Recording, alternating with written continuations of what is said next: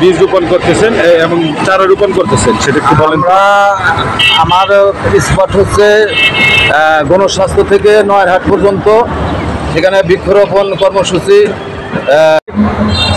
সাভার উপজেলা ইউনো স্যারের নির্দেশক্রমে সাভার উপজেলায় 1 লক্ষ বৃক্ষরোপণ কর্মসূচির অংশ হিসাবে আমি গণস্বাস্থ্য হইতে নয়ারহাট পর্যন্ত বৃক্ষরোপণ এলাকার ছাত্রদের নিয়ে বৃক্ষরোপণ কর্মসূচি শুরু করেছি। ধন্যবাদ সাভার উপজেলা ইউনো স্যার জনাব আবু বকর সিদ্দিক স্যারকে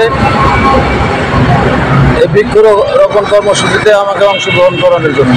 কর্মসূচি সফল হোক, সার্থক হোক।